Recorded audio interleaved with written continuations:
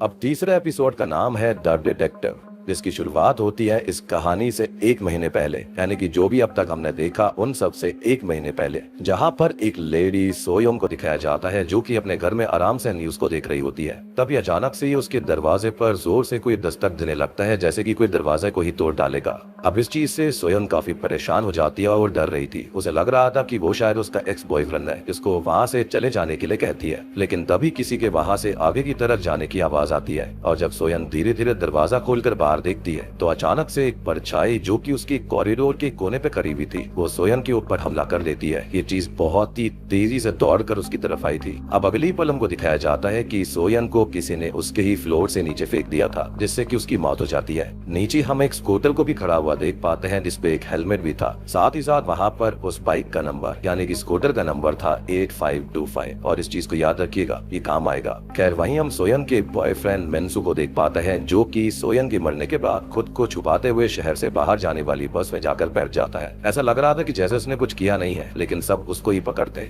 वो काफी डरा हुआ था, लेकिन बस के दरवाजे बंद हो जाते हैं और वो चलने वाली थी, और तब जाकर उसकी जान में जान आती है। लेकिन तभी बाहर डिटेक्टिव संगसी का जाता है, जो कि असल में वही डिटेक्टिव था जिसको हमने दूसरे एपिसोड के आखिर में वॉन यॉन की लाइट शॉप पर देखा था। खैर अभी के लिए वो बस को रोककर बस में एंटर करता है और सभी लोगों से बाहर जाने के लिए रिक्वेस्ट करने लगता है। अब मेंसू इस बात को समझ गया था कि संगसिक उसको ही पकड़ने के लिए आया है, और इसलिए वो डरा हुआ अपनी सीट पर ही बैठा रहता है। वो वहाँ से बाहर नहीं निकलना चाहता था। इसी दौरान हम संगसिक की बातों से जान पाते हैं कि सोयम के घर में किसी ने आग भी लगा दी थी, जिसकी वजह से ही उसकी मौत हुई। और संगसिक को मेंसू पर ही शक था, यानी कि पहले उसके घर में आग लगाई गई, उसके बाद उसे ऊपर से नीचे फेंक दिया गया। और संगसिक को मेंसू के ऊपर ही शक था कि उसने ही अपनी एक्स गर्लफ्रेंड सोयम को जान से मार दिया, और इसलिए वो मेंसू की सीट की तरफ बढ़ने लगता है। लेकिन हम नोटिस कर पाते हैं कि फ्रंट सीट पर कोई लड़की बैठी हुई थी जो कि वहाँ से उठकर धीरे धीरे जा रही थी, और उसने यानी कि डिटेक्टिव ने अपना हाथ उसकी सीट के ऊपर भी रखा था।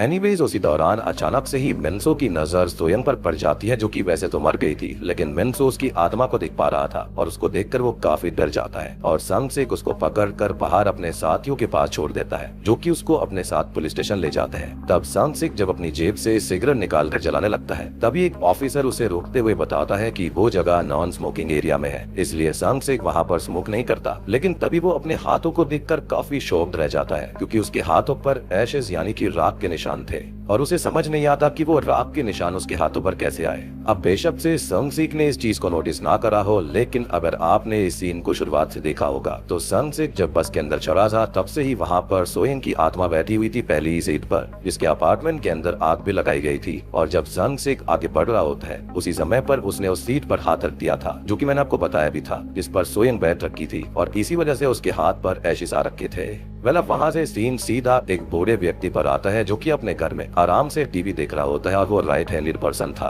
तभी उसके दरवाजे पर हम किसी की परछाई को नोटिस कर पाते हैं, जिसको देख बूढ़ा आदमी उससे पूछता है कि वो कौन है। और अब ये सीन यहीं पर कट होकर अगले दिन संगसिक पर आता है, जो कि पुलिस स्टेशन में अपने टेबल पर लगे हुए लैंप के बल्ब को सही करने की कोशिश कर रहा था, और बाद में वो सोयम की फाइल को पढ़ने लगता है। और उसी समय हम पास में एक लड़की की फोटो को भी नोटिस कर पाते हैं, जिसको हमने पहले ह्यूंजो के स्कूल के अंदर भी देखा था, जो कि उत्तमा से ये कह रही थी कि क्या उसने उसे देखा, क्योंकि उसने उसे नोटिस किया है। और इस लड़की वाले केस से रिलेटेड एक चीज थी कि इसके कल्प्रिट को तो पकड़ लिया गया था, लेकिन यहाँ पर जो विक्टिम होती है यानी कि जो लड़की थी ये कभी भी मिल नहीं पाई थी, और इस केस को यहाँ पर संगसिक ने अनरिजॉल्व केसेस में रखा हुआ था। और डिटेक्टिव की एक खास बात ये थी कि उसकी परख तो काफी अच्छी थी, वो केसेस को अच्छे से सॉल्व करने की कोशिश किया करता, लेकिन फिर भी उसका ओहदा काफी कम था, क्योंकि उसके मोस्टली केसेस जो हुआ करते थे ना, वो हमेशा अनरिजॉल्व ही रह जाया करते थे, क्योंकि वो चाहता था कि सारे के सारे केस जो है वो अच्छे से सॉल्व हो। लेकिन जब उसका ऐसा लगा करता कि ये केस जो है उसके अंदर कुछ गड़बड़ हो रही है, तो इसके चलते वो उसे अनरिजॉल्व ही डाल दिया करता।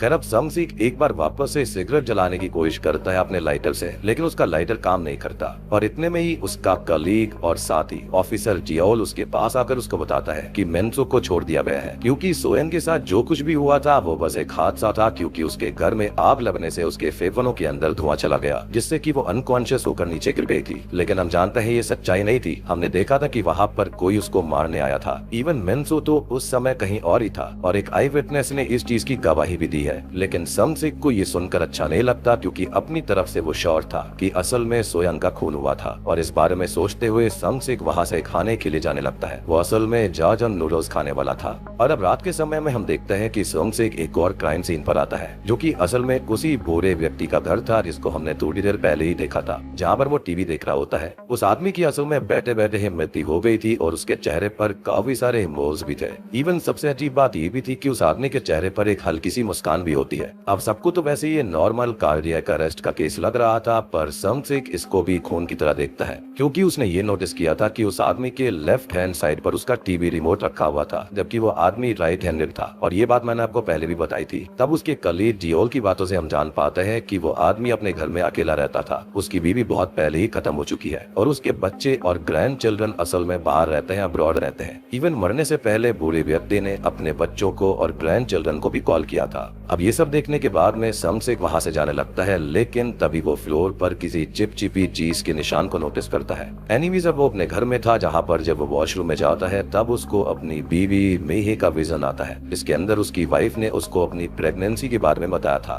अब इस बात से संगसिक काफी खुश था और ये याद आने के बाद वो काफी परेशान होकर सो जाता है। और उसी टाइम पर वो सपने में वापस से अपने और अपनी बीवी मेहे के पास्ट के कुछ विजन्स को देखता है, जिसके अंदर वो और मेहे उनके होने वाले बच्चों का नाम डिसाइड कर रहे थे। लेकिन तभी होता यह है कि अचानक से ही कॉल आने की वजह से संगसिक को तुरंत ही काम पर जाना पड़ता है और ये चीज उसकी बीवी को अच्छी नहीं लग रही थी। यानी कि यहाँ पर हम नोटिस करते हैं कि मेहे जो थी उसको अपने पति के बार बार इस तरह से काम पे जाने पर अजीब लगा करता था, क्योंकि वो काम को लेकर ना बहुत ही ज्यादा ऑब्सेस्ड रहा करता था। और इनफैक्ट अभी हमें ये भी नहीं पता है कि उसकी बीवी जिंदा है या फिर नहीं है, या फिर वो उसे छोड़ के जा चुकी है, या फिर आखिर उनके साथ हुआ क्या, क्योंकि घर के अंदर वो अकेले ही था। खैर अगली सुबह उठकर हम नोटिस करते हैं कि वो जाजन नूडल्स को ही खा रहा होता है और जब वो अपने होठों से उस सॉस को साफ करता है तो उसको याद आता है कि सेम नूडल्स की सॉस को उसने उस बूढ़े आदमी के लिप्स पर देखा था, साथ ही साथ फ्लोर के ऊपर भी। इसका मतलब साफ था कि बूढ़े आदमी ने मरने से पहले कहीं से जालिया नूडल्स मंगवाकर खाए थे और हो सकता है कि शायद उन्हीं नूडल्स के अंदर उन्हें कुछ मिलाकर दिया गया होगा, जिससे उनको पता ही नहीं चला कि उनके साथ हुआ क्या। अब स्टेशन में जाने पर संगसिक को पता चलता है कि उस बूढ़े आदमी के घर वालों ने उसकी ऑटोप्सी करवाने से मना कर दिया है, इसलिए उसकी केस को भी बंद कर दिया जाता है। पर उसके बाद भी संगसिक किसी भी हाल में असली कल्प्रिट के बारे में पता करना चाहता था,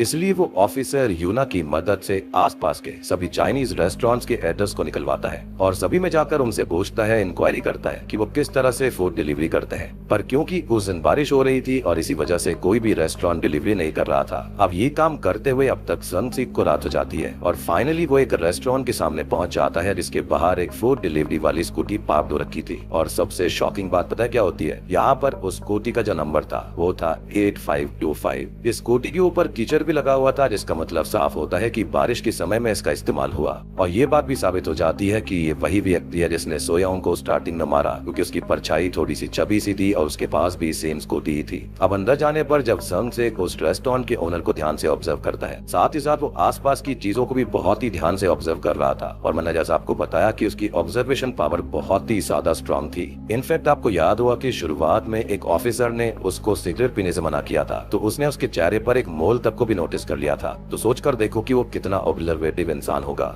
संगसिक को एक और चीज ध्यान आती है कि उस दिन वहाँ पर साइन करने के लिए कोई और नहीं बल्कि यही आदमी आया था, यानी कि इस रेस्टोरेंट का ओनर, जिसने यहाँ पर चश्मे भी पहने हुए थे, जो कि बहुत ही वियर्ड बात थी। आई मीन ऑफिस के अंदर इस तरह से चश्मा पहनकर हर कोई नहीं आता। अब आगे जब संगसिक जाजाम नूडल्स ऑर्डर कर उनको खाता है तो उसको समझ आ जाता है कि उस बूढ़े व्यक्ति ने रात में इसी रेस्टोरेंट से नूडल्स खाए थे। लेकिन जब इस बारे में रेस्टोरेंट की ओनर सांगहुन से बात करी जाती है तो उसके हिसाब से वो डिलीवरी करने गया ही नहीं था। इवन उसका रेस्टोरेंट तो ऑनलाइन रजिस्टर भी नहीं था, इसलिए उस पर कोई भी डिलीवरी का काम नहीं आता था। इनफैक्ट यहाँ पर संगसिक उससे ये भी कहता है कि उसे यही लगता है कि उस बूढ़े व्यक्ति ने कभी कोई भी नूडल्स ऑर्डर किए ही नहीं थे, वो वहाँ पर खुद गया था। संगसिक उसको सीधा धमकी देता है जैसे कि वो जानता हो कि वही किलर है। अब सांगहुन भी इससे काफी परेशान सा हो जाता है और संगसिक वहाँ से चला जाता है। अब वापस जाने के बाद संगसिक जो होता है वो काफी सारे मरे हुए लोगों के केसेस को स्टडी कर रहा था जिनके साथ ऐसा ही सेम हुआ था, वो ऐसे ही मारे गए थे। खैर अब यहाँ से 1 महीने बाद का सीन दिखाया जाता है और सांगहुन स्कूटी से सोयम की आत्मा का पीछा कर रहा था। जी हाँ,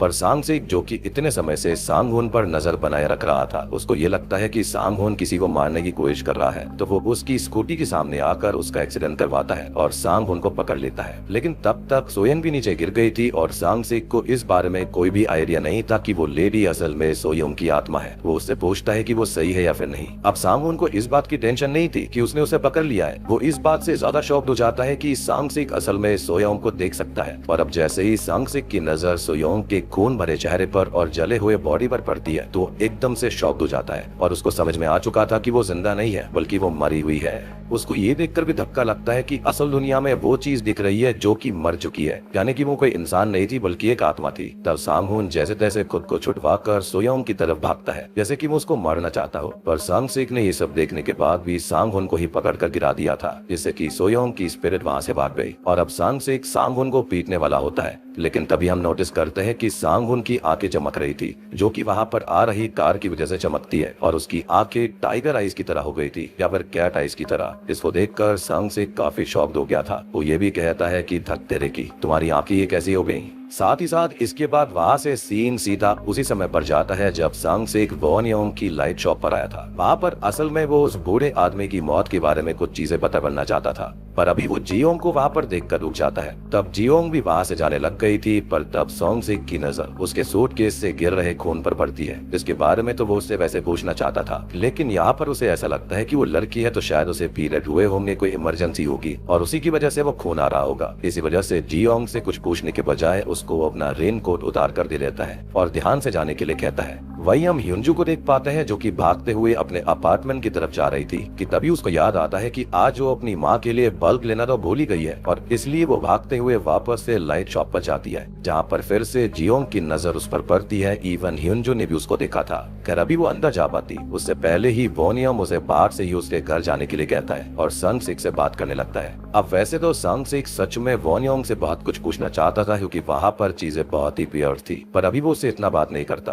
पर कहीं ना कहीं वॉन-योंग इस बात को समझ गया था कि सांग-सिक वहाँ पर क्यों आया है और अब वॉन-योंग सही है या फिर नहीं, और क्या सच में सांग-सिक वहाँ पर बस बूढ़े व्यक्ति के बारे में जानने के लिए आया था। डिटेक्टिव यहाँ पर एक इंटरेस्टिंग चीज को नोटिस करता है कि उसके जस्ट सामने ही एक बल्ब होता है जो कि काफी फ्लक्चुएट कर रहा था। वो उसको देखकर काफी वियर्ड सा फील करता है। उसकी आंखें भी काफी अजीब सी हो रही थी। वॉन-योंग उससे सवाल भी करता है कि वो यहाँ पर लाइट शॉप के बारे में उससे बात नहीं कर रहा है बल्कि वो ये बात करना चाहता है कि वो यहाँ पर आखिर आया किस लिए है और क्या है उस अंधेरी गली का राज और स्ट्रेंजर्स का सीक्रेट। तो वो सब जानने के लिए मिलेगा हमें अगले एपिसोड में और इसी के साथ में एपिसोड 3 भी खत्म हो जाता है।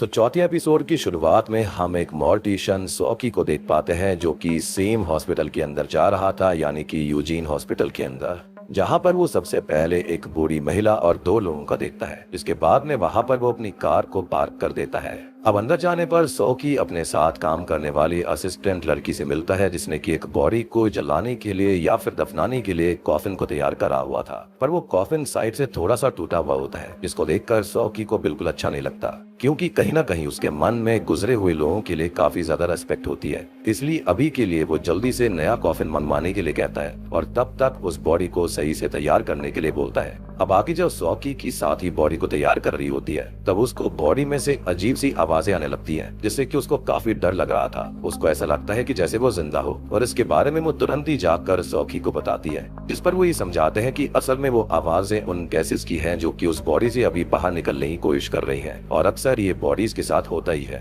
अब आगे सॉकी उस लड़की से उस बॉडी से उसके अजीब बर्ताव के लिए माफी मांगने के लिए कहता है क्योंकि उसके हिसाब से ये डेड बॉडी अभी भी एक इंसान ही थी और लड़की भी उसकी बात को मानते हुए डेड बॉडी से माफी मांगती है। खैर अभी के लिए वो अपनी असिस्टेंट से इस लेडी के परिवार वालों को बुलाकर लाने के लिए कहता है। खैर अब उसकी जाते ही जब सॉकी बॉडी को सही से चेक कर रहा होता है तो उसे उस लेडी की आवाज आने लगती है जो कि उससे ये पूछती है कि क्या वो सच में खत्म हो चुकी है। इस पर सॉकी उसे कामली समझाता है कि हाँ, और सॉकी उस औरत की आत्मा से नॉर्मली बात कर पा रहा था जैसे कि उसके लिए ये रोज का काम हो। और इस तरह का कॉन्सेप्ट हमने आफ्टर मूवी के अंदर भी देखा था जो कि एक स्पेनिश मूवी है और अगर आपने उसको नहीं देखा है तो जाकर जरूर देखना, आपको इस चीज के पीछे का एक्सप्लेनेशन अच्छे से समझ में आएगा। उस मूवी का लिंक मैं आपको नीचे डिस्क्रिप्शन में दे दूंगा। एनीवेज इस लेडी को अपनी बेटी की बहुत ही ज्यादा टेंशन हो रही थी और कहीं ना कहीं वो अपनी बेटी की वजह से अपनी मृत्यु को एक्सेप्ट नहीं कर पा रही होती और सॉकी के लिए बिल्कुल नॉर्मल बात होती है क्योंकि मरे हुए लोग इतनी आसानी से अपनी मौत को एक्सेप्ट नहीं करते और इसलिए सॉकी उससे इस चीज को एक्सेप्ट करने के लिए कहता है। पर अभी भी उस लेडी को समझ में नहीं आ रहा था कि अब वो कहाँ पर जाएगी।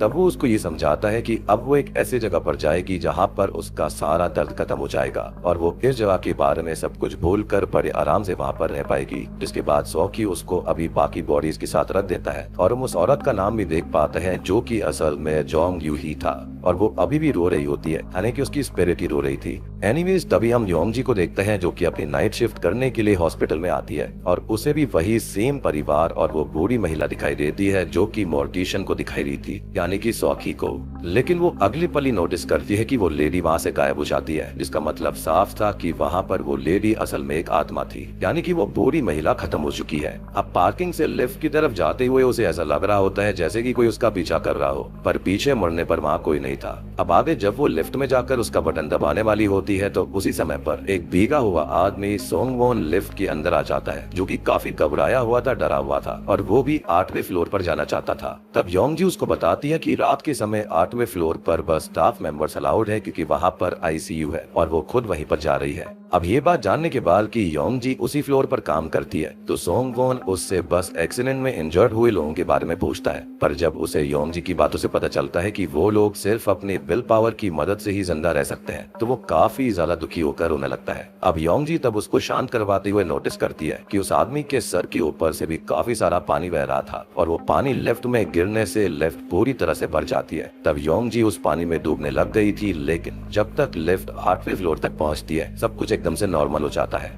अब योंगजी जल्दी से आकर अपनी यूनिफॉर्म पहनती है और बाद में जाकर एक पेशेंट जो कि कोमा में था उसके कानों में ईयरफोन्स लगा देती है ताकि वो गाना सुन पाए और सॉन्ग्स की वजह से उसको जीने की एक उम्मीद मिलती रहे, यानी कि उसके सबकॉन्शियस माइंड को। वही हम वॉनयाम को देखते हैं जो कि शॉप में था, जहाँ पर संगसिक यानी डिटेक्टिव से बात करते हुए बता देता है कि असल में वो वहाँ पर एक टाइगर आइज वाले इंसान को ढूंढते हुए आया था और उसे लग रहा था कि शायद वो इंसान वॉनयाम की शॉप के पास से ही अपनी स्कूटी पर निकला होगा। जिस पर वॉनयोम उससे बस इतना कहता है कि उसने ऐसे किसी भी इंसान को नहीं देखा और तभी संगसिक को काफी अजीब सा फील होने लगता है। वो अपने फेस को झटकता है, मतलब कि उसके साथ भी कुछ ना कुछ अजीब चल रहा था। जिसके बाद में संगसिक वहाँ से जाने लगता है, लेकिन अभी वॉनयोम उसे वहीं पर रुकने के लिए कहता है क्योंकि बाहर बारिश हो रही थी और बाहर जाने से उसके कपड़े गीले हो जाते हैं क्योंकि उसने अपना रेन कोट तो उस ट्रॉली वाली लड़की यानी कि जियोंग को दे दिया था। इनफैक्ट वो यही बोलता है कि वो जिसको ढूंढ रहा है हो सकता है वो वहीं पर आ जाए। मेनवाइल हम हॉस्पिटल में वापस से योंगजी को देखते हैं जो कि अब बाकी सभी नर्सेस के साथ बात करती है तो उसको पता चलता है कि क्रिटिकली इंजर्ड पेशेंट्स में से किसी के अंदर भी कोई सुधार नहीं आया है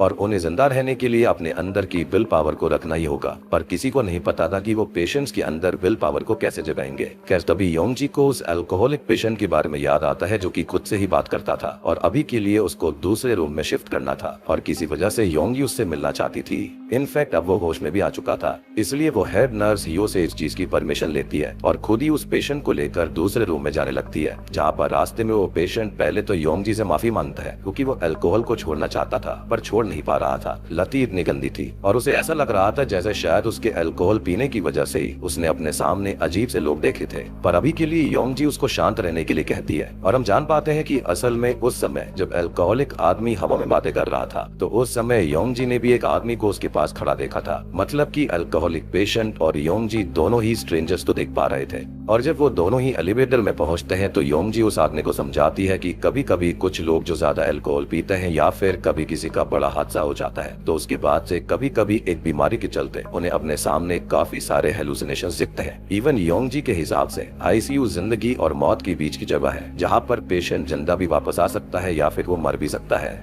आगे जब योंगजी उस पेशेंट को लेटाकर वापस आने लगती है तब वो पेशेंट उससे लाइट जलाने के लिए कहता है क्योंकि उसको अंधेरे से डर लगता था, इसलिए अब योंगजी उसके पास जाकर बैठ जाती है और उसी दौरान वो उस पेशेंट को अपने सर पर लगी हुई एक एक्सीडेंट चोट को दिखाते हुए बताती है कि बचपन में उसका भी एक बहुत ही खतरनाक एक्सीडेंट हुआ था जिसमें उसके बचने के चांसेस बहुत ही कम थे। वो जैसे तैसे बच तो गई थी पर उसके बाद से ही उसे कुछ अजीब से लोग और फिगर्स दिखाई देने लग गई जो कि उसके हिसाब से शायद इंसान भी नहीं है, पर उनके बारे में वो किसी से बात नहीं करते क्योंकि कोई उसकी बात पर यकीन नहीं करेगा। इवन उसी समय पर हम ये बात भी जान पाते हैं कि जब योंगजी ने पार्किंग एरिया में उस परिवार को देखा था तो उसको एक बूढ़ी औरत दिखाई दी थी, पर जब उसने रियर व्यू मिरर से बाद में उस औरत को देखा तो वो वहाँ पर नहीं थी, विच मीन्स कि योंगजी भी स्पिरिट्स को देख सकती है। इवन वो आदमी जिसको उसने पहले आईसीयू रूम से बाहर जाने को कहा था, वो असल में एक अनकॉन्शियस पेशेंट था जिसकी हालत सही नहीं थी और वो अभी भी हॉस्पिटल के अंदर कोमा में है। जी हाँ, और उस आदमी ने खुद को जिंदा जमीन में गाड़ लिया था क्योंकि उसके ऊपर ढेर सारा कर्जा था और वो उस कर्जे को चुका नहीं पा रहा था और अपने परिवार को बचाने के लिए उसने ऐसा किया। इसलिए उसके कान में से कभी कभी मिट्टी भी निकलती थी। सेम चीज वॉन योंग की लाइट शॉप के अंदर भी हुआ था। और अब पास्ट के एक सीन में हम योंग जी को उस पेशेंट के कान से मिट्टी को साफ करते हुए देखते हैं, उसे जीने की होप देते हुए नोटिस करते हैं, जहाँ पर वो पेशेंट्स की विल पावर को बढ़ाने के लिए उनके अनकॉन्शियस होने के बावजूद उनसे अच्छे से बात करती है। और ये आइडिया असल में योंग जी को उसकी कंडीशन की वजह से आया था, क्योंकि जब उसके साथ सेम सीन हुआ था तो हियो ने ही उसका इलाज करा था और उस समय पर योंग जी को होप देने के लिए नर्स हियो योंग जी के अनकॉन्शियस होने के बावजूद उसको सॉन्ग सुनवाया करती, जिसकी वजह से ही योंग जी को एक होप मिली थी और वो जिंदा बच पाए। और प्रेजेंट टाइम में योंग जी भी यही सेम चीजें सभी पेशेंट्स के साथ करती थी ताकि वो लोग हार ना माने और जिंदा वापस लौट आए। अब वहीं पर हम ह्युंजू को देख पाते हैं, जो कि पिछले एपिसोड में वॉन योंग के कहने पर अपने घर की तरफ जा रही थी, जहाँ पर रास्ते में उसको जियोंग मिलती है जो कि उससे बात करने लगती है। पर ह्युंजू को समझ आ चुका था कि जियोंग भी एक स्ट्रेंजर है, पर अभी वो नॉर्मली ही बर्ताव करने की कोशिश करती है। जियोंग उससे जानना चाहती थी कि वो बार बार लाइट शॉप पर क्यों जाती है, जिस पर जियोंग बताती है कि वो अपनी माँ के लिए लाइट बल्ब खरीदने के लिए जाती है। और इतना बोलते ही ह्युंजू आगे की तरफ बढ़ गई थी, पर जियोंग उसे ध्यान से नोटिस कर रही होती है। अब थोड़ा सा आगे जाने पर इस बार ह्युंजू को बायंग जिन मिलता है, जो कि पहले एपिसोड वाला आदमी है, जो कि अभी भी उस डॉग के भौंकने की वजह से सो नहीं पा रहा था और उसको ये ढूंढ रहा होता है। अब उसको इतना ज्यादा घबराया हुआ देखकर हिंजू समझ जाती है कि वो आदमी भी एक स्ट्रेंजर है, इसलिए वो अपने बैग से वॉन योंग की दी हुई टॉर्च को निकालकर बायंग जिन के ऊपर मारती है तो उसके कपड़ों पर ढेर सारी बर्फ जमी हुई थी। और ये बहुत ही अजीब बात थी। ये अजीब सी चीज हमने स्टार्टिंग के एपिसोड में भी नोटिस करी। खैर अभी के लिए एक बार फिर से हिंजू जल्दी से वहाँ से निकलने के लिए एक बहाना बनाती है, जिसके बाद वो अपने घर की तरफ जाने लगती है। मीनवाइल हॉस्पिटल के अंदर अब सभी डॉक्टर्स एक पेशेंट को देख रहे होते हैं जो कि काफी ज्यादा सीरियस होता है और उसके बचने की भी उम्मीद बिल्कुल नहीं थी, पर उसके बावजूद भी वो जैसे तैसे जी रहा था। और ये बात उन सभी के लिए काफी शॉकिंग थी कि उसको क्या चीज जिंदा रख रही है। अब उस समय पर कोई उन्हें बाहर से देख रहा होता है, पर हमें उसकी शक्ल नहीं दिखाई जाती। खैर अब हम उन सभी लोगों को देखते हैं जिनको हमने अब तक के सभी एपिसोड्स के अंदर देखा, जो कि लाइट शॉप के पास जा रहे थे।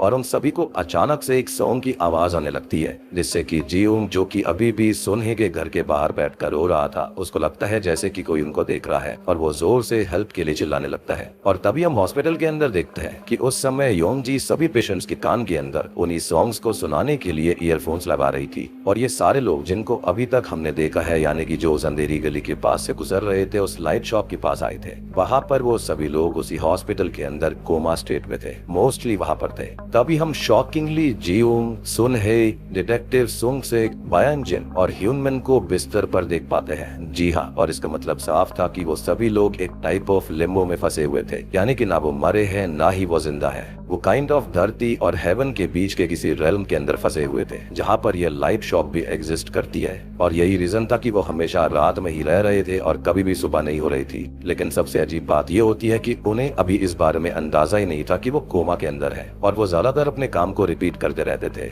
जैसे कि यहाँ पर जो सुने होती है, वो हमेशा रात को ही अपने बाल धोया करती, एक ही रूटीन फॉलो किया करती और उनके लाइट बल्ब वगैरह जो थे वो भी बार बार वहाँ पर खराब हो जाया करते थे, जो कि इनडायरेक्टली यही शो करता है कि वो जो लाइट बल्ब है वो उनकी सोल की तरह है और जब तक वो लाइट बल्ब अच्छे से जलता रहेगा मतलब कि उनके जिंदा रहने की उम्मीद थी। और अगर लाइट बल्ब वहाँ पर जा रहा है, इसका मतलब कि वो मौत की तरफ जा रहे हैं। खैर अब यहाँ से सीन वापस से ह्युंजू की तरफ आता है, जो कि अपने घर में आती है तो उसकी मॉम काफी ज्यादा परेशान बैठी हुई थी। तभी ह्युंजू उनको परेशान होकर बताती है कि आज जब वो रास्ते से घर आ रही थी तो उसने काफी ज्यादा क्रीपी लोगों को देखा और उसके साथ अजीब चीजें होती हैं। उसके दोस्त उससे बात नहीं करते, उसको इग्नोर करते हैं। वो बहुत ही ज्यादा अजीब फील कर रही है। वो शॉप से आज लाइट बल्ब भी नहीं ला पाए क्योंकि वहाँ पर जो ओनर थे उन्होंने उसको वापस जाने के लिए कह दिया। अब उनके घर के डस्टबिन के अंदर बहुत सारे बल्ब भी पड़े हुए थे और अभी के लिए ह्युंजू की मॉम ये कहती है कि आज बल्ब की जरूरत नहीं है और उसने ये काफी ज्यादा परेशान होते हुए कहा था, इसलिए ह्युंजू उनको हक कर लेती है। पर तभी ह्युंजू नोटिस करती है कि आज उसकी माँ के शरीर से फूलों की बहुत अच्छी खुशबू आ रही थी, जिसके साथ ही अब सीन सीधा सॉक ही पर आता है, यानी कि उसी मोर्टिशन पर इसको हमें शुरुआत में देखा था। अब वो एक लेडी के कॉफिन के अंदर फूल को सजा रहा था और हम उस औरत के चेहरे को देख पाते हैं, जो कि शॉकिंगली कोई और नहीं बल्कि ह्युंजू की माँ थी। जी हाँ, जो कि काफी हार्ट ब्रेकिंग था, यानी कि इनकी मौत हो चुकी है। और शुरुआत में वो सॉकी से अपनी इसी बेटी हिंजू के बारे में बात कर रही थी और इसका मतलब साफ था कि इन दोनों माँ बेटी के साथ कुछ ऐसा हुआ था जिस वजह से वो कोमा में चली गई थी। खैर अभी के लिए हिंजू की माँ जोंग यू ही की बॉडी को फ्यूनरल के लिए भेज दिया जाता है और इसलिए ही वो कह रही थी कि आज बल्ब की जरूरत नहीं है, यानी कि वो खत्म हो चुकी है, लेकिन वो अपनी बेटी को जिंदा देखना चाहती है और इसी वजह से वो उन बल्ब्स को मंगवाया करती थी ताकि उसके जिंदा रहने की उम्मीद रहे। खैर आगे हम जियोंग को देख पाते हैं जो कि हिंजू और जोंग यू ही के घर के बाहर से उनको देख रही थी। बेसिकली ये स्पिरिट्स हैं और उसको ये लग रहा था कि वहाँ पर जो लोग भी मौजूद हैं वो शायद किसी वजह से आपस में जुड़े हुए थे और उसको ये बात बहुत ही अजीब लगती थी कि यहाँ पर हर कोई एक दूसरे को पहचानता है लेकिन वो बेचारी अकेली क्यों है। और इस चीज से ये बात साफ हो जाती है कि कहीं ना कहीं जियोंग इस बात को जानती है कि या तो वो कोमा में है या फिर खत्म हो चुकी है। और इसी के साथ में चौथा एपिसोड भी यहीं पर खत्म हो जाता है।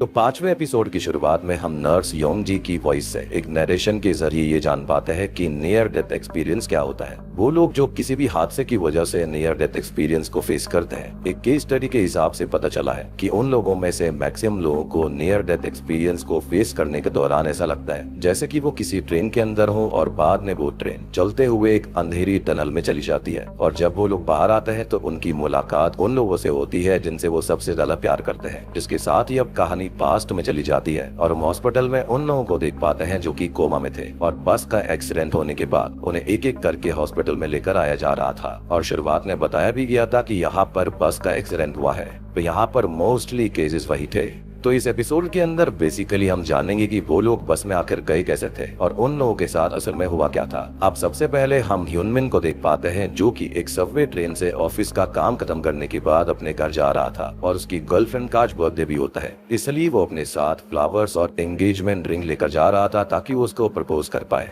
अब ह्यूनमिन फोन में चैट करते हुए अपनी गर्लफ्रेंड को बताता है कि वो जल्दी उसके पास पहुंचने वाला है और वो उसको बस स्टॉप पर मिले, पर अभी के लिए उसकी गर्लफ्रेंड कोशिश करती है कि ह्यूनमिन उससे मिलने के लिए ना आए। इसके साथ ही हम उसकी गर्लफ्रेंड को देख पाते हैं जो कि शॉकिंगली कोई और नहीं बल्कि जियोंग थी। जी हाँ, और अभी वो बहुत ही ज्यादा परेशान होते हुए अपने सामान को एक सूटकेस के अंदर पैक कर रही होती है। May be that is the reason कि हमने जियोंग के पास हमेशा ही एक सूटकेस को देखा था। जियोंग असल में यहाँ पर सुन और बोल नहीं सकती थी और इसी वजह से ह्यूनमिन की माँ रोसा नहीं चाहती थी कि ह्यूनमिन के साथ वो रहे और इसलिए वो ह्यूनमिन की गर्लफ्रेंड से मिलने के लिए उसके बर्थडे वाले दिन उसके घर पर गई थी और रोसा ने जियोंग को लिखकर ह्यूनमिन की जिंदगी से दूर जाने के लिए कहा था क्योंकि वो नहीं चाहती थी कि किसी भी हाल में ह्यूनमिन की शादी जियोंग जैसे लड़की से हो। कहीं ना कहीं ह्यूनमिन भी इस बात को समझ जाता है कि जरूर जियोंग को उसकी माँ ने जाकर कुछ कहा होगा क्योंकि यहाँ पर मैसेजेस वो काफी अजीब से कर रही थी। पर जब वो इस बारे में जियोंग से पूछता है तो जियोंग अचानक से उससे मिलने के लिए राजी हो जाती है। अब जियोंग की तरफ से ये आखिरी बार था जब वो ह्यूनमिन से मिलने जा रही थी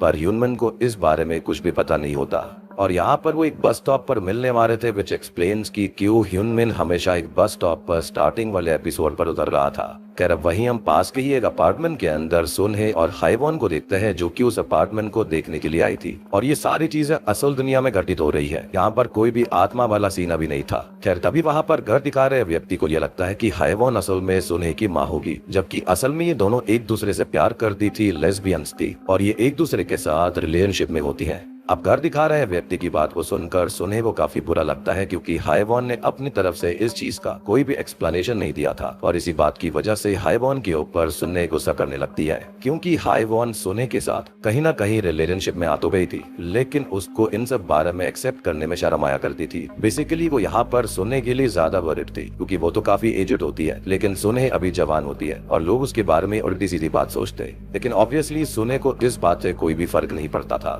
और असल में हाईवॉन का ही यही आइडिया था कि वो ऐसे जगह पर रहेंगे जहाँ पर आसपास कोई भी पड़ोसी ना हो, विच एक्सप्लेन्स कि यहाँ पर गोवा में जाने के बाद में सोने को ऐसा घर क्यों दिखाई दिया था जहाँ पर कोई भी ना हो क्योंकि ये चीज वो दोनों ही पहले से सोच कर रख रहे थे कि वो जहाँ पर भी रहेंगे आसपास कोई भी नहीं होना चाहिए। खैर वहाँ से सीन सीधा एल गोआम गर्ल्स हाई स्कूल की तरफ आता है जहाँ से जब हिंजू बाहर निकल रही होती है तो बाहर बहुत तेज बारिश हो रही थी और अभी जोंग यो ही यानी कि उसकी माँ हिंजू को एक अम्ब्रेला लेकर स्कूल लेने आई थी। और अभी वो दोनों बातें करते हुए बस स्टैंड की तरफ ही जाने लगते हैं। अब स्कूल ऑफ होने के बाद में जियोंग भी अपने दोस्तों के साथ घर की तरफ जा रहा होता है, यानी कि यहाँ पर वही लड़का जो कि अंधेरी गली के अंदर गाना गाया करता था। खैर उसके दोस्तों की बातों से हम ये जान पाते हैं कि असल में वो एक बहुत ही अच्छा बास्केटबॉल प्लेयर है। और अब वहाँ से सीन सीधा सियुंगवू पर आता है, जो कि वही आदमी था जिसके रोने से लिफ्ट के अंदर पानी भर गया था और नर्स उसके अंदर डूबने लग गई थी। अब सांगू जो होता है वो असल में एक बस ड्राइवर होता है, जो कि अपने रूट नंबर 362 की बस के पास जाता है। उसे बस को देखकर आइडिया लग गया था कि उसके पीछे वाले टायर में कुछ तो इशू है। इसी वजह से वो अपनी कंपनी वालों को कॉल करके इसके बारे में बताता है, पर कंपनी वाले ये कहते हैं कि अभी तो उनका गैराज बंद हो चुका है, तो अगर वो किसी प्राइवेट गैराज के अंदर इसको दिखवाएगा तो सारा खर्चा उसे खुद उठाना पड़ेगा, कंपनी उसे एक पैसा नहीं देगी। एंड ऑब्वियस ही बात है, बस ड्राइवर की सैलरी होती ही कितनी है, तो वो इस चीज को इग्नोर कर देता है।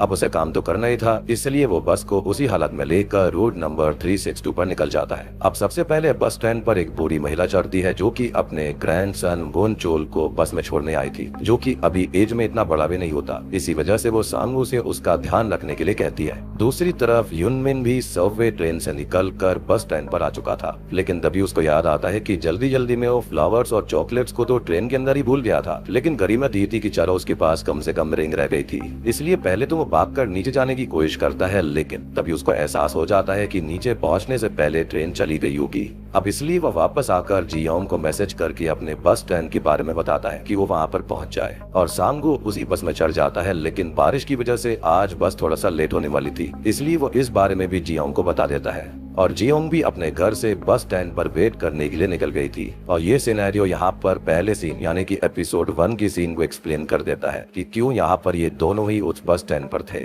बेसिकली इन दोनों की आत्माएं वहाँ पर मिल रही थी। खैर अब बस में अगले स्टैंड पर जियोंग भी चढ़ गया था, यानी कि वही लड़का जो कि इस गली के अंदर गाना गाया करता। अब आगे हम वापस से सुने और हाएवोन को देखते हैं, जहाँ पर हाएवोन से अभी भी सुने काफी ज्यादा गुस्सा थी, क्योंकि हाएवोन अपने रिश्ते को छुपाने की कोशिश करती रहती, और वो यहाँ पर सुने को समझाने की और मनाने की कोशिश करती है कि उनको ऐसी जगह पर घर लेना चाहिए जहाँ पर कोई भी ना रहता हो, ताकि वो आराम से रह पाए। पर इस बात से सुने और ज्यादा भड़क जाती है, और तभी वो अपनी हील्स को और अम्ब्रेला को वहीं फेंक देती है, जो कि लाल कलर की हील्स थी, और दोनों में ही सेम हील्स को पहना हुआ था। माइट भी हाएवोन की तरफ से कोई गिफ्ट होगा या फिर सुने की तरफ से हाएवोन के लिए गिफ्ट होगा। खैर उसी समय पर बस स्टैंड पर रोड 362 वाली बस आ चुकी थी, जिसके अंदर सुने चढ़ जाती है, और उसे मनाने के लिए हाएवोन भी उसके अंदर चढ़ती है। अब बस के अंदर वजन होने की वजह से सांगू के बस के अंदर लगे हुए सेंसर्स उसको इंडिकेशन दे देता है कि उसे जल्दी से ही बस को गैराज में लेकर जाना पड़ेगा, और सांगू भी यही डिसाइड करता है। पर जब वो अगले स्टैंड पर पहुंचता है तो वहाँ पर ह्यूनजू और जंग यो ही यानी कि उसकी माँ खड़े हुए थे, और वो उस रूट की आखिरी बस होती है, और इसलिए सांगू मजबूरी की वजह से बस को स्टैंड पर नहीं रोकता।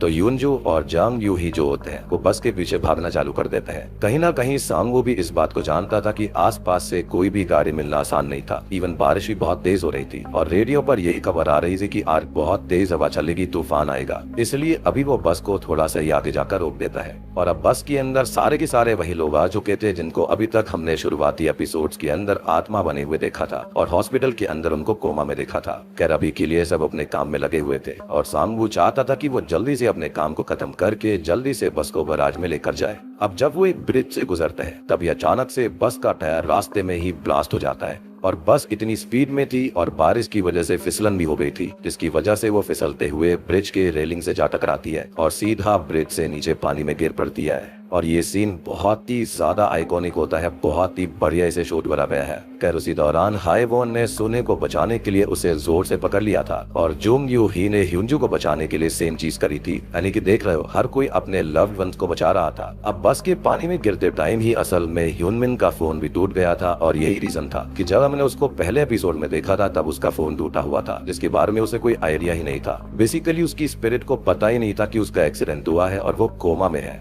या फिर ये भी कहा जा सकता है कि एक्सीडेंट होने के बाद में उसकी स्पिरिट के पास उसकी कोई भी मेमोरी थी ही नहीं, और तभी वो जियोंग को पहचान नहीं पा रहा था, और उसके हिसाब से उसकी जिंदगी एकदम नॉर्मल चल रही होती है, यानी कि उसके अंदर जीने की कुछ चाह नहीं बची थी। खैर अब तभी ब्रिज के अपोजिट रोड पर हम जियोंग को भी देख पाते हैं, जो कि दूर से खड़ी होकर उस ब्रिज को ही देख रही थी, और जैसे ही वो ब्रिज से उस बस को नीचे गिरते हुए देखती है वो समझ जाती है और घबराते हुए ह्यूनमिन को कॉल करने लगती है, पर ह्यूनमिन उसका फोन नहीं उठाता, जिससे कि वो बहुत डर गई थी और उसे सब कुछ समझ आ चुका था कि क्या हुआ है। वो 119 पर भी कॉल करती है, पर वो ना तो बोल सकती थी ना ही सुन सकती थी। इसलिए वो उन्हें कुछ भी नहीं बता पाती और फ्रस्ट्रेशन में वो रोते हुए खुद ही ब्रिज की तरफ भागते हुए जाने लगती है। पानी में गिरने के बाद कोई भी पानी से बाहर नहीं आ पा रहा था और बस जो होती है वो डूबती जा रही थी, जिसकी थोड़ी देर के बाद में हम जियोंग के पर्सपेक्टिव से ही देखते हैं कि जब वो ब्रिज पर पहुंचती है तब तक वहां पर रेस्क्यू टीम वाले आ चुके थे और उन्होंने सबको बस से निकालकर हॉस्पिटल में पहुंचा दिया था। जियोंग अब काफी ज्यादा परेशान होते हुए हॉस्पिटल की तरफ जाने लगती है, जहां पर हम योंग जी यानी कि नर्स को देखते हैं, जो कि बाकी सबके साथ जल्दी जल्दी सबकी हेल्प करने की कोशिश कर रही थी और सब लोग बहुत ही बुरी तरह से घायल थे। सांगू के पेट में ढेर सारा पानी भर चुका था, यानी कि वही ड्राइवर जिससे उसका पेट फूला हुआ था और यही रीजन था कि शायद जब उसकी स्पिरिट योंग जी से मिली थी लिफ्ट के अंदर तो रोने की वजह से उसकी बॉडी से पानी निकल रहा था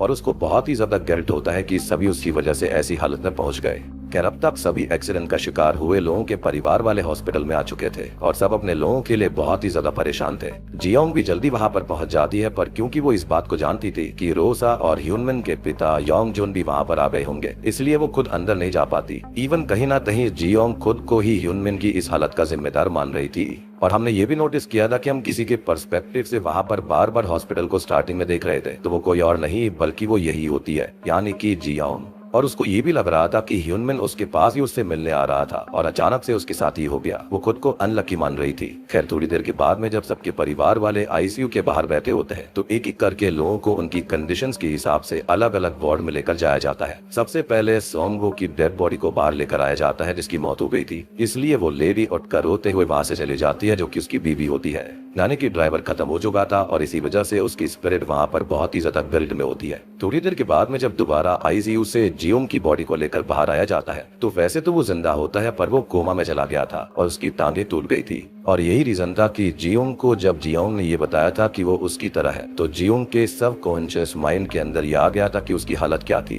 यानी कि रियल वर्ल्ड में उसका पैर टूट चुका था। अब प्रेजेंट टाइम में जियोंग के माता पिता काफी परेशान होते हैं। अब आगे जब ह्यूनजो को बाहर लेकर आया जाता है जिसके लिए वहां पर उसके पिता आए थे जो कि फ्यूनरल ड्रेस में थे, जिसका रीजन हमें पिछले एपिसोड में पता चल चुका था और वो यही था कि ह्यूनजो की मॉम जोंग यूही की मौत हो गई थी। खैर अभी के लिए ह्यूनजो कोमा में थी, पर उसके बचने के काफी मिनिमल चांसेस थे। अब तक हाइवॉन की भी मौत हो जाती है और सोने की हालत भी ह्यूनजो की तरह ही थी, वो भी कोमा के अंदर थी, पर उसके भी बचने काफी कम चांसेस थे। अब तक ह्यूनमिन के बारे में कोई भी खबर नहीं मिलती है और उसका ट्रीटमेंट अभी चल रहा होता है क्योंकि उसकी हालत अभी भी काफी खराब थी, इसलिए रोसा और योंगजो यानी कि उसके माता पिता काफी परेशान होते हैं और उनके अलावा जियोंग जो कि बाहर बैठी हुई थी वो भी काफी ज्यादा परेशान थी। रोसा को लग रहा था कि शायद ह्यूनमिन भी मर गया है और रोसा के पास अभी ह्यूनमिन का फोन था और जब वो उसमें लास्ट चैट जियोंग की देखती है तो उसको बहुत गुस्सा आने लगता है और वो ह्यूनमिन के फोन से मैसेज करके जियोंग को गुस्से में ह्यूनमिन के मरने के बारे में बताती है। इवन उसने जियोंग को ही ह्यूनमिन की मौत का जिम्मेदार बता दिया था, जो कि कहीं ना कहीं जियोंग खुद भी मानकर बैठी हुई थी और ये बातें उसके दिमाग पर बहुत गहरा हिट करती है और उसने रिप्लाई बैक में ये भी लिख दिया था कि वो भी ह्यूनमिन के पास ही जा रही है,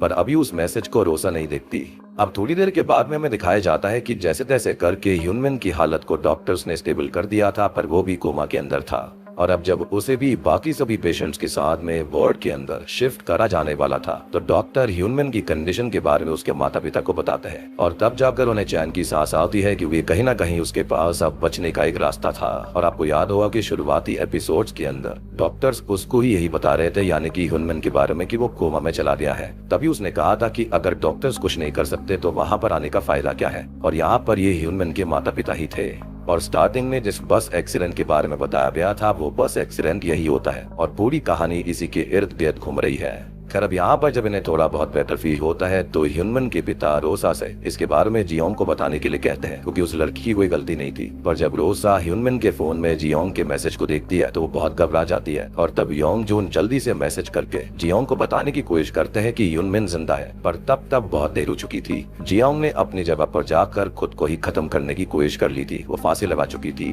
और सबसे बड़ी बात कि उसकी सिलाई बुनाई की दुकान थी और वो खुद की दुकान को काफी अच्छे से रखा करती थी। अब उसकी नजर वैसे तो मैसेज पर पड़ गई थी, लेकिन उसकी हेल्प करने वाला वहाँ पर कोई भी नहीं होता। वो खुद को छुड़वाने की बहुत कोशिश करती है जिसके चलते उसके नेल्स तक टूट जाते हैं, लेकिन वो खुद को बचा नहीं पाती। और अब आपको समझ में आया होगा कि क्यों पहले एपिसोड के अंदर उसके नेल्स जो थे ना वो उल्टे थे। जिसके साथ ही अब हमें सभी कोमा पेशेंट्स को दिखाया जाता है जो कि एक एक करके अंधेरी गली में जा रहे थे और लाइट शॉप की लाइट को देखकर वो आगे बढ़ने लगते हैं, जहाँ पर जाकर वो अपने लव्ड वन से मिलते हैं। और अभी कहीं ना कहीं सबके लव्ड वन ही उनके साथ रह रहे थे, जैसे कि ह्यूनमिन के साथ में जियोंग, युनजू के साथ में जोंग यूही, सुने के साथ में हाई वोन, और ये वो लोग थे जिनके लव्ड वंस की कहीं ना कहीं उनको बचाने की वजह से मौत हुई, और वो आफ्टर लाइफ में भी उनको बचाने की कोशिश कर रहे थे। यानी कि जो कोमा में है ना वो तो वापस जा सकते हैं, बट यहाँ पर बस एक ही चीज होती है कि जो जियोंग होती है ना उसको ये समझ में नहीं आ रहा था कि जो ह्यूनमिन है ना वो उसको क्यों नहीं पहचान पा रहा, लेकिन बाकी सब जो थे वो सबको जानते थे, लेकिन वो उसको क्यों नहीं पहचान पा रहा था, और इसी चीज से वो काफी ज्यादा परेशान होती है। लेकिन अब वो लोग उस जगह से बाहर कैसे निकलेंगे, लाइट शॉप का असली रहस्य क्या है, टाइगर आइज का क्या मतलब है, और यहाँ पर डिटेक्टिव और उस शेफ का भी क्या रहस्य था। क्योंकि देखो सबसे बड़ी बात यह है कि आखिरी एपिसोड्स को देखकर ही तो समझ आ ही रहा था कि लाइट शॉप बहुत ही ज्यादा इंपॉर्टेंट है, लेकिन इन सब के राज क्या है ये हमको एपिसोड 6, 7 और 8 में देखने को मिलेगा, जो कि अगली वीडियो होगी। और इसी के साथ में एपिसोड 5 भी यहीं पर खत्म हो जाता है। तो दोस्तों ये थी लाइट शॉप के एपिसोड 3, 4 और 5 की एक्सप्लेनेशन। उम्मीद करता हूँ कि अभी तक आपको सीरीज पसंद आ रही होगी। ट्रस्ट मी, एपिसोड 6, 7 और 8 बहुत ही ज्यादा माइंड बॉगलिंग है। ऐसी ऐसी चीजें, ऐसी ऐसी डिटेल्स मैंने नोटिस करी है कि आपने कहीं सुनी नहीं होंगी। और अगर आप चैनल के ऊपर नए हैं तो जल्दी से सब्सक्राइब कर लीजिए ताकि आप तक नोटिफिकेशन वीडियो की जल्दी आ जाएगी।